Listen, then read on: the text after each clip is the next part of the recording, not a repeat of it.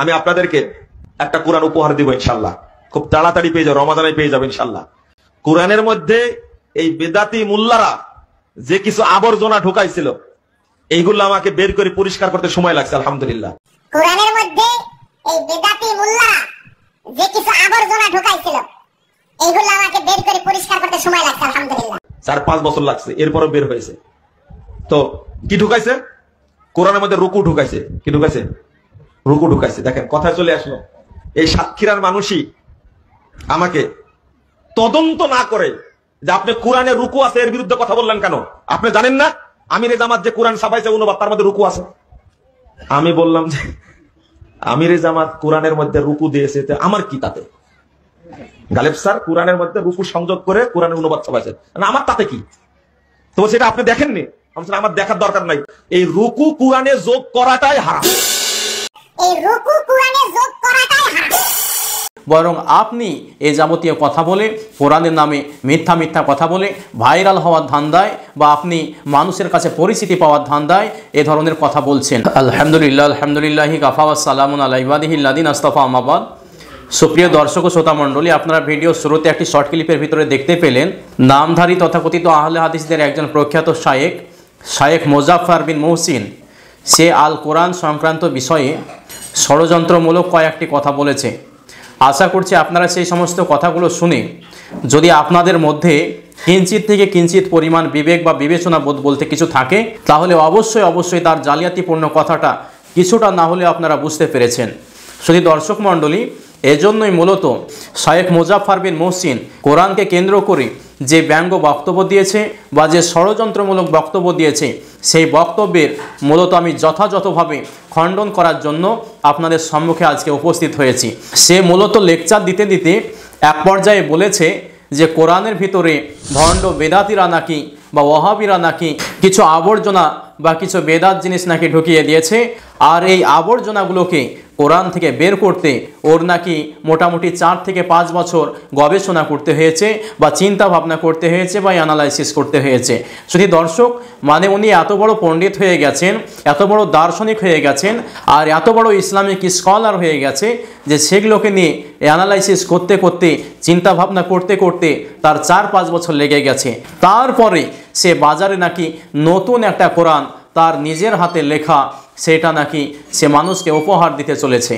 শুধু দর্শক ও শ্রোতা মণ্ডলী, এজন্যেই তার এই সমস্ত জালিয়াতিপূর্ণ কথা শোনার পরে আমি মনে করলাম যে একজন মুমিন মুসলমান হিসাবে এবং একজন দ্বীনী দায়ী হিসাবে আমার মোটেই চুপ থাকা উচিত হবে না, আমাকে এর জবাবটা অবশ্যই দেওয়া উচিত। এজন্যই মূলত আমি আজকে আপনাদের সম্মুখে তার এই বক্তব্যকে সুস্পষ্টভাবে খণ্ডন করব ইনশাআল্লাহ।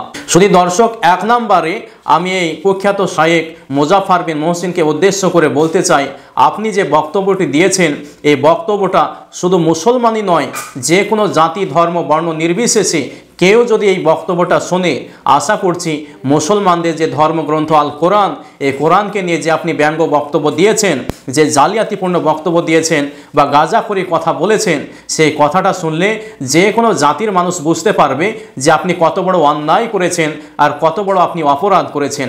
কেননা আপনি যে অপরাধ করেছেন এটা প্রমাণ করার জন্য বেশি দূরে যাওয়ার দরকার নাই, আমি কয়েকটা এক্সাম্পল দিলে বা উদাহরণ দিলে সুস্পষ্ট হয়ে যাবে। যেমন 1 নম্বরে একটি উদাহরণ আমি দিলে স্পষ্ট হয়ে যায় যে এই পৃথিবীর মানচিত্রে যে কোরআনটা আমরা পড়ছি, এই কোরআনটা কোথায় ছাপা হয়। আপনার তো এই সম্পর্কে জ্ঞান নাই। মূলত যে সমস্ত হেফজ কোরআনগুলো ছাপা হয়, কোথায় কোথায় এর ছাপাখানা রয়েছে। মূলত এখন যে কোরআনগুলো আমরা পড়ছি, এই কোরআনের ভিতরে যে রুকু রয়েছে, মানজিল রয়েছে, সূরা রয়েছে বা আয়াতে সাজদা রয়েছে, এই সমস্ত বিষয়গুলো একটিও কোনো ভণ্ড বেদাতীদের আবিষ্কৃত বিষয় নয়, বরং এইটা 1400 বছর আগে থেকেই চলে আসছে। মনে হয় আপনার এই সংক্রান্ত বিষয়ে কোনো জ্ঞান নাই বা পড়াশোনা নাই। কেননা আমার এই বক্তব্যের সত্যতা যদি যাচাই করতে চান, তাহলে বেশি দূরে যাওয়ার দরকার নাই, আপনি সৌদি আরবে চলে যান, তারপরে আপনি বিশ্বনবীর দেশ জাজিরাতুল আরব সৌদিতে চলে যান, মাদিনায় চলে যান, মক্কায় চলে যান, দিয়ে প্রত্যেকটা কোরআনের লাইব্রেরিতে গিয়ে কোরআনগুলো সার্চ করে দেখুন, ভালো করে পড়ে পড়ে দেখুন ওই সমস্ত কোরআনগুলোতেও রুকু আছে কিনা, মানজিল আছে কিনা, সূরা আছে কিনা, আয়াতে সাজদা আছে কিনা। এগুলো যদি না থাকে আল্লাহি তাল্লাহি বিল্লাহি নিজের জিভটাকে নিজেই কেটে ফেলে দেবো ইনশাআল্লাহ, যদি আপনি প্রমাণ করতে পারেন যে সেই সমস্ত কোরআনে রুকু বলতে কোনো জিনিস নেই। আপনি যে ভিডিওর মধ্যে দাবি করেছেন যে কোরআনের ভিতরে রুকু অ্যাড করা জায়েজ নাই, রুকু অ্যাড করাই হচ্ছে হারাম, রুকুটা অ্যাড করাই হচ্ছে বেদাত বা নোংরামি, এ কথা 100-র মধ্যে 100% ভুল কথা বা মিথ্যা কথা। কেননা আপনি যতটা জ্ঞানী, আপনি যতটা পড়াশোনা করেছেন, আমি মনে করি আপনার মতো হাজার হাজার আলেমকে পড়ানোর মতো যোগ্যতা সম্পন্ন আলেম সৌদি আরবের মাটিতে এখনও বেঁচে আছে। এমনকি সৌদি আরবে এমন বড় বড় এখনও আলেমরা বেঁচে আছেন যাদের আপনি ছাত্র হওয়ারও যোগ্যতা রাখেন না। সেই সমস্ত আলেমরা তারা কি কোরআন দেখেনি? তারা কি কোরআনে রুকু রয়েছে এটা জানে না? তাহলে রুকু অ্যাড করা এটা যদি নাজাইজি হয়, এটা যদি হারাম হয়, এটা যদি অবৈধ হয়, তাহলে আপনি কেন? তারাই তো আগে নিজের দায়িত্ব মনে করে সাবধান করবে বা মানুষকে বলবে যে এটা কোরআন থেকে বাদ দেওয়া দরকার। কিন্তু তারা কেউ বুঝতে পারলো না, হঠাৎ করে আপনার মাথায় কোথায় থেকে চলে আসলো যে কোরআনের ভিতরে নাকি রুকু অ্যাড করা জায়েজ নাই। তার মানে বোঝা গেল এটা গাঁজাখড়ি কথা ছাড়া আর এটা বানোয়াট কথা ছাড়া আর কোনো কিছুই নয়। আর 2 নম্বরে আর একটি কথা আপনার উদ্দেশ্যে আমি বলতে চাই, কোরআনের ভিতরে যে রুকুগুলো অ্যাড করা হয়েছে, আপনি বলুন তো দেখি এই রুকুগুলোর কারণে কোরআনের কোনো মানে পরিবর্তন হয়েছে কি? কোরআনের অর্থ পরিবর্তন হয়েছে কি? বা কোরআনের কোনো অসম্মান হয়েছে কি? অবশ্যই নয়। বরং রুকুগুলো অ্যাড করার কারণে অনেক মানুষের পড়তে সুবিধা হয়।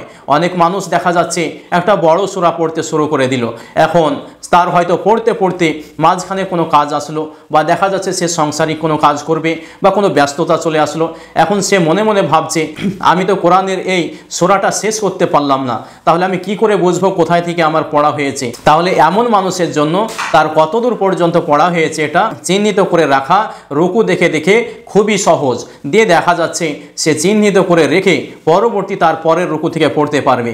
সুতরাং কোরআনের ভিতরে রুকু অ্যাড করার কারণে কোরআনের সাথে কোনো বেয়াদবি করা হয়নি, কোরআনের সঙ্গে কোনো প্রকারের প্রতারণা করা হয়নি, বরং আপনি এ যাবতীয় কথা বলে কোরআনের নামে মিথ্যা মিথ্যা কথা বলে ভাইরাল হওয়ার ধান্দায় বা আপনি মানুষের কাছে পরিচিতি পাওয়ার ধান্দায় এ ধরনের কথা বলছেন। আর সবচাইতে বড় কথা হলো প্রিয় দর্শক, এই লামাযহাবী তথাকথিত আহলে হাদিসদের 2 জন এমন বেয়াদব রয়েছে, 2 জন এমন বলদ রয়েছে।